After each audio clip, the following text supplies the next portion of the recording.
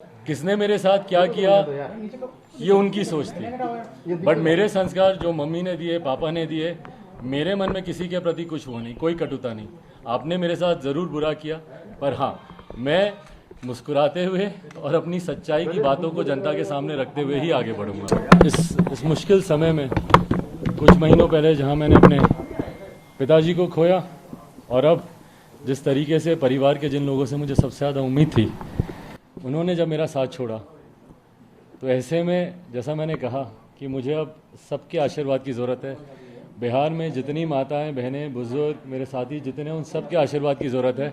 पर सबसे ज़्यादा एक आशीर्वाद जो ढाल की तरह इन तमाम विपरीत परिस्थितियों में भी मेरे साथ बना रहा, इन्हीं का ही आशीर्वाद था, जिसकी वजह से चुनाव में इतनी विपरीत परिस्थिति होने के बावजूद मैं मजबूती से डटा रहा, लड़ता रहा और पार्टी ने जिस तरीके से एक नई ऊंचाई उस चुनाव में हासिल की।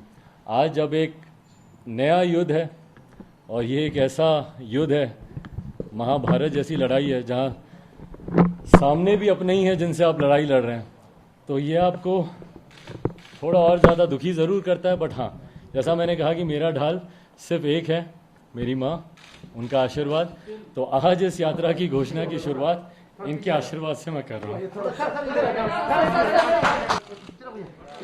लगता है कि ये महाभारत एक बार फिर से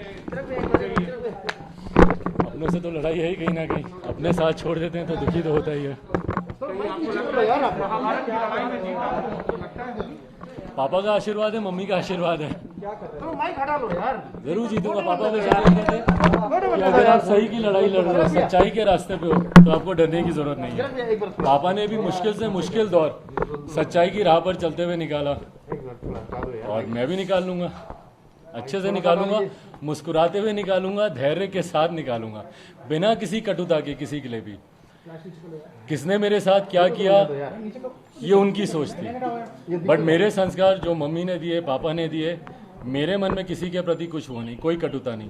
आपने मेरे साथ ज़रूर बुरा किया, पर हाँ, मैं मुस्कुराते हुए और अपनी सच्चाई की बातों को जनता के सामने रखते हुए ही आगे बढ़ूंगा। पार्टी और परिवार, आपको लगता है कि पार्टी बिखर जाती है लेकिन परिवार एक रहता? अब परिवार भी बिखरा।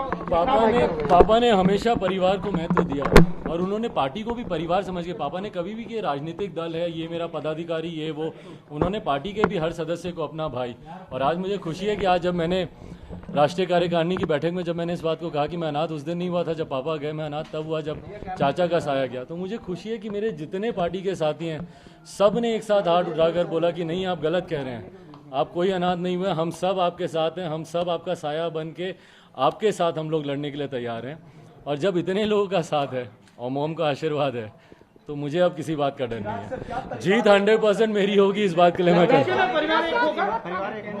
जिस प्रिंस के ऊपर आप छोटे भाई की तरह विश्वास करते थे, लक्ष्मण की तरह विश्वास। देखिए, आज की तारीख में मेरे हाथ में कुछ भी नहीं है। मेरे हाथ में, मैंने अंत तक मैंने प्रयास किया।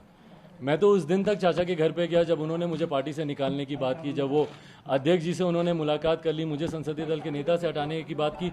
मैं तो तब भी घंटों तक, उस दिन एंटीबायोटिक चल रही थी, मेरे हाथ में भी कैंडुला बना हुआ था, मैं एंटीबायोटिक बीच में रुकवा कर मैं वहाँ पर मैं गया था उनसे बात करने। तो मैंने तो अंत तक मैंने प्रयास किया। अगर चाचा और भाई वापस आते तो लेंगे।